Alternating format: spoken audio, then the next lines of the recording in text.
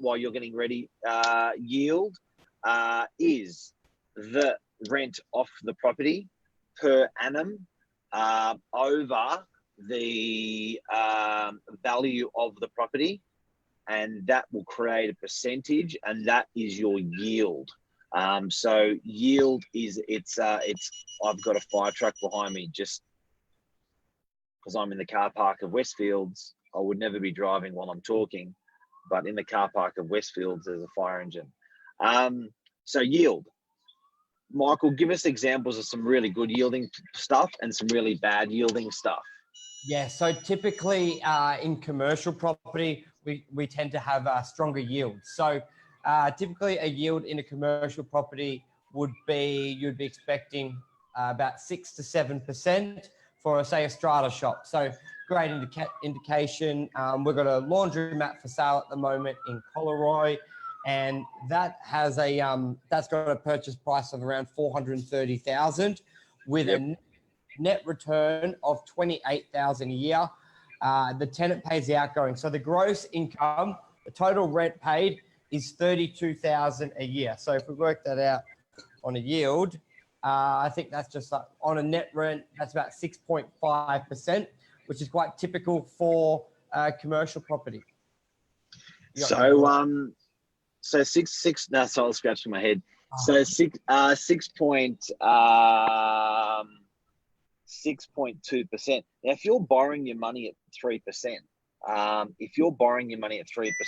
that almost means that you're going to be profiting 3.4%, because that yield you quoted covers. When you say, people say net yield, what does that mean? Yes. So there's two types of lease structures. So you've got a gross lease, which, let's say if this was a gross lease, it would be $32,000. The tenant pays the exact same per week, and the outgoings like strata, water, council are paid by the landlord separately invoiced. The tenant never has to worry about them.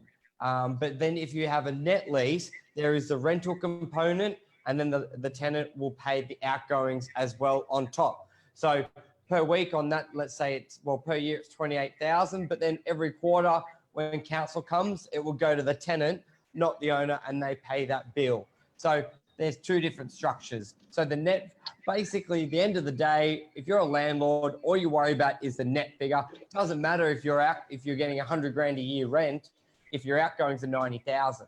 So it's really important to know the difference between the rent coming in and the net, what's left over. Okay, now with yield and with net, I sometimes hear double net or triple net. What's the yield? What the hell does that mean? Morning, Amal. I've got my comments. Okay, we're good. Yes. So I think over the time, there used to really only be one phrase for net, and that was all the outgoings paid by the tenant. And then it's sort of been watered down, marketed differently. So we've got net, which will most likely just be your strata yield. Net yield. And that will mean there's rent, and the tenant probably pays strata and council. Then you'll get the phase, basics and maybe water. And then you've got like a double net, which will be council, water, strata, maybe land tax or some insurance, fire safety if it needs it. That will probably the tenant is paying for the landlord what the landlord would normally pay for. Yeah, so if you're correct. So the easiest way to think about it, if you're a residential landlord, think of all the bills you pay, the tenant will pay that for commercial in most cases. And then you've got a triple, but then it goes even one step further. Triple. Wow. Triple net. I want triple net. I want triple. Triple. So where this goes, that the tenant will pay your land tax, but your waste removal, but a big one is agent fees as well. Even though we're very inexpensive for the value we offer, there are costs there that it could be 4, 5, 6% in management fees. The tenant will even pay that. Now, and they're starting to look after the structure as well. So service stations, Woolworths supermarkets, Aldi supermarkets, These guys are on triple net structures. Correct. So they will actually look after the building. They'll refurb electrical, plumbing, aircon, every single aspect of that building. They'll often build an entire new structure.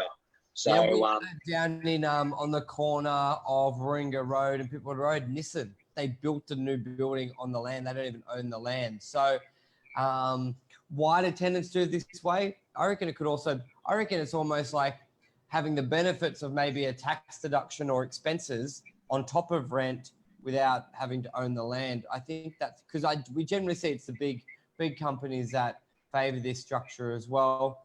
And it seems like they're so vested into their business. They also want to control that. So they want to control that structure. They don't want to go to the landlord and say, hey, we need to expand our loading dock.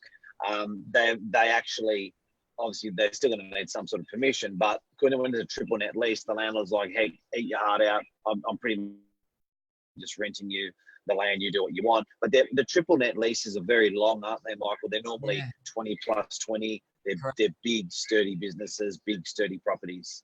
100%. And I think McDonald's. So that's yield. And then, also a great thing with that, where else do we want to go? So with just to reiterate, guys, we're talking about yield and capital growth this morning, the terminology and what the terminology means. And so just to conclude on that yield bit before we move on to the capital growth piece, so it's the annual rent over the value of the property. Correct. Okay, so it's the annual rent divided by the value of the property. That creates a percentage. That percentage is your yearly return, and we call that in property, we call that a yield. And there's different fashions of levels of yield. There's your there's your net, there's your double net, there's your triple net, depending on how much of the landlord's costs your tenant is paying, is that grading of net, double net, triple net. I think I'll add on that, Mark, and just because one thing I had a really savvy investor, a client of mine, make a comment on. So he bought a factory for, let's just say, 500,000 5 years ago, and we got it for lease at the moment. We had a deal, and at the moment the factory market the rents are a little bit lower, so the yield's not there. And he made a comment going, that's like a 4% return on my investment. That's crap. And I was like, hang on, yeah, but you bought it, and now it's worth, say, 900,000, for example. And I'm like, yeah, but you bought it for 500 grand. That's a 10% return. That's great. Let's get a tenant in there. So I think that's a really good point. Yeah. So when you refer to yield, do you refer to what you purchased the property for? So rent per annum over what you purchased it for? Or when you refer to yield, do you refer to the current value of the property? So the rent over the current value of the property, because in 20 years, the property value could double twice. So do you use so when you're referring to it, you're saying this is giving me a blah, blah return on my money, that would be from when you purchased it. When you say it's a return on current market value, that would be the assessment of the value of the property with the rent, the current rent. So when you talk about yield, what do you normally talk about? Well, a lot of the time it's current because you're trying to sell the property. But that's where an owner, if you're looking to buy something at the moment, you're only looking at you're working on the yield on what you're going to pay for it. So if it's $1 million and it's generating 50 grand income, it's 5%. But the shift of I think where this can help a lot of people watching is you've got property in your portfolio. Sometimes you can not be getting the most out of your asset because you're like, well, I bought it for 500 grand and it's generating 50.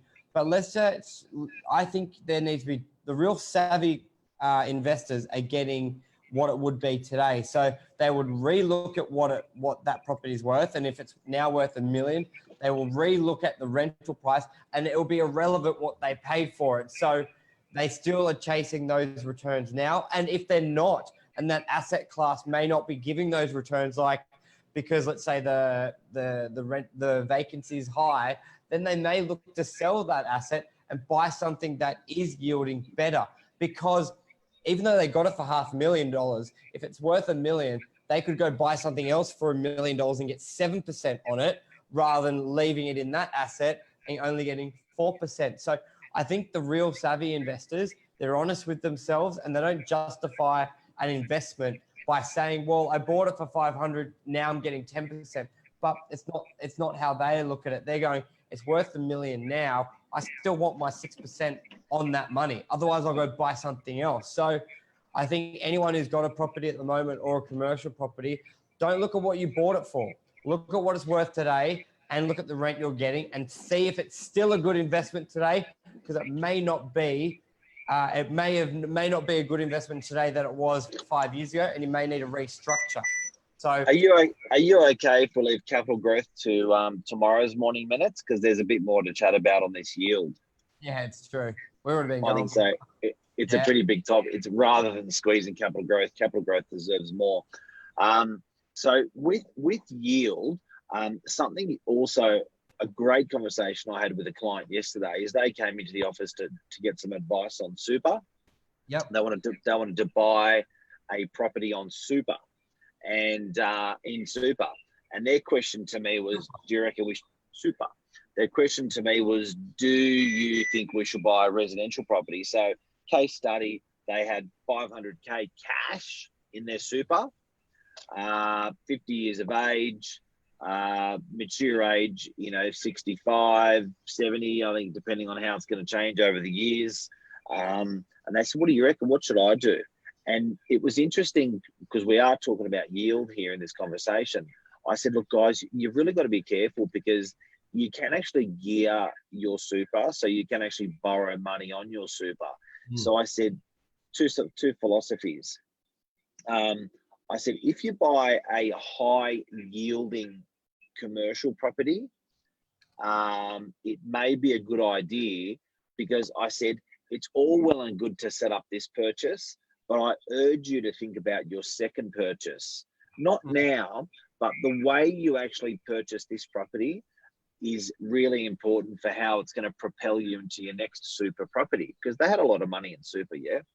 So they're like, what do you mean? I said, well, maybe it's better to go a high yielding commercial property today, because you can actually use that money to cash flow your second property. But with capital growth, get this, and none of us have thought about this much in the commercial sector. With capital growth, you can't use it to leverage another property.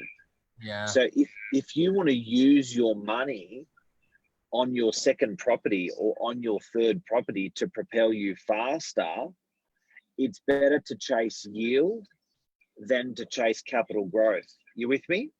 Yep. So, I said, in that case, if you buy a residential, you may get a 3% return yield. That's your per annum, but your capital growth is going to be wonderful. But I said, you're not going to be able to spend that capital growth for 20 years.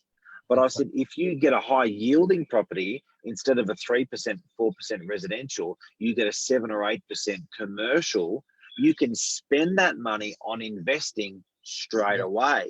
And they're like, shit, I actually never thought of that. I never thought of that angle. So I said, quite simply, your money is locked up to reinvest when it's capital growth, but your money is not locked up to reinvest when it's yield.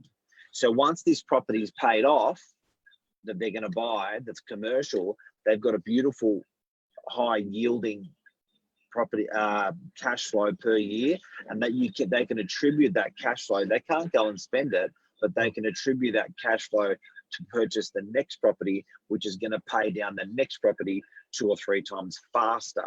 So yield is really important in super.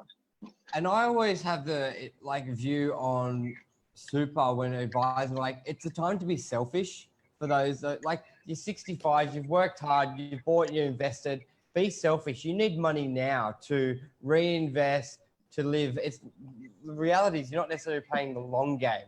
So that's the difference between that capital growth. Because I say to clients, what would you rather? You buy an asset, it may cost you, if you buy say residential, it may cost you money each week.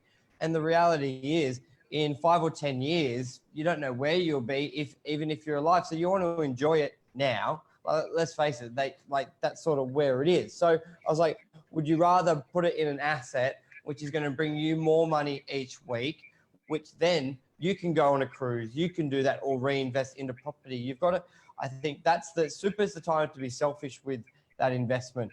Especially because a lot of the comments, like especially when I get the call from the people who are looking to buy in their super and they're a bit older, if I tell them anything else, which, it's under rented now, but in a couple of years, the rent will double and a bit this, he goes, I won't be alive then. I just want something to give me the return now so I can enjoy it. So I think there's that view on super as well, with those investments. What can put more money in your pocket now rather than it doubling in value and you're not even here to enjoy it? Hello, Mrs. Novak. How are you? She's joined us. Good morning, Mrs. Novak. So yield. That's what yield is. That's how you can invest in your yield for property.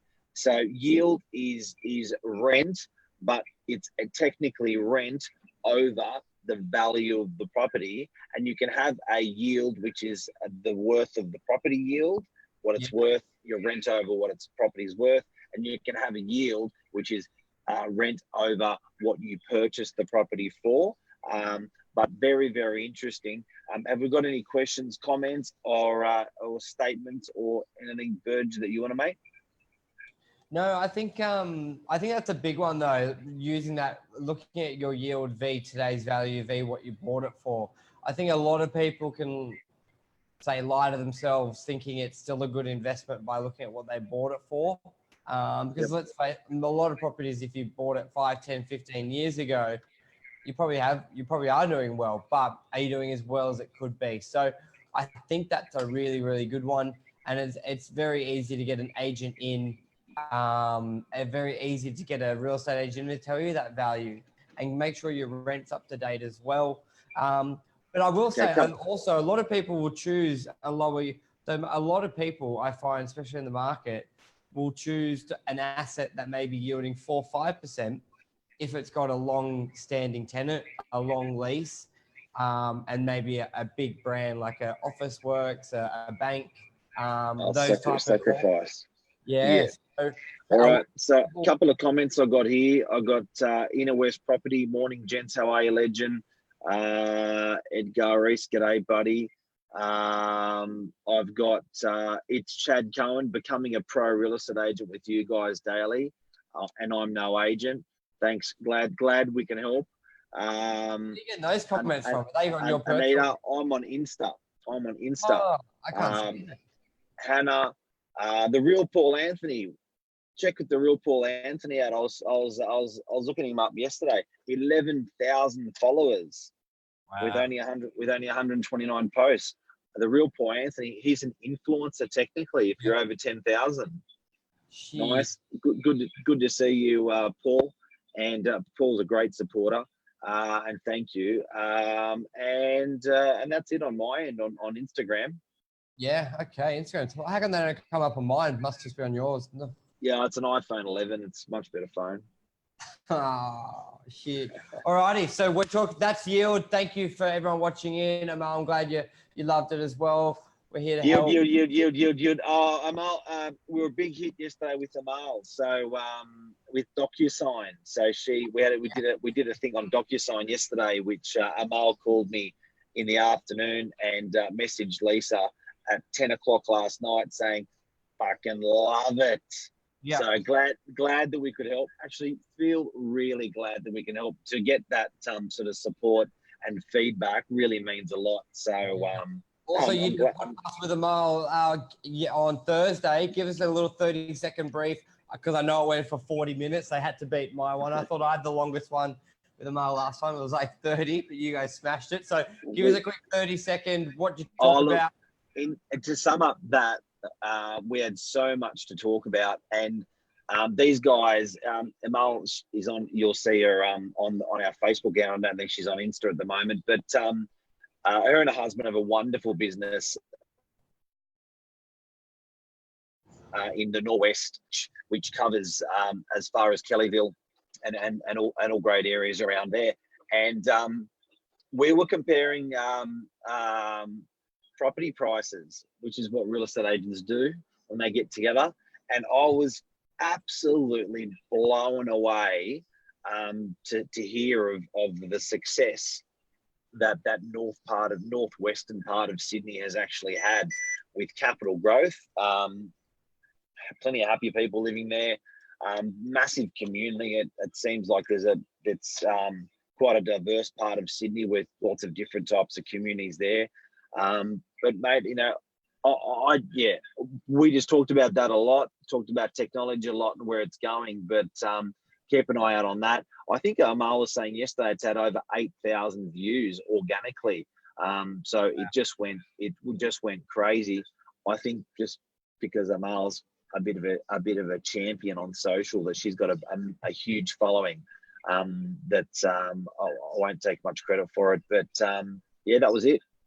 Perfect. No, that's good. I'll pop the link in here so anyone can watch it. I believe they podcasted or it's on the page. But anyway, there's lots of education there that we can all learn from each other. And what's the saying? You got to keep learning. So that's what we're doing day by day. Big time. So Capital Growth tomorrow. Tune in 7:45. We've got the podcast. We're everywhere, anywhere and everywhere. We're there. Giddy up. All right, guys. Hope we helped.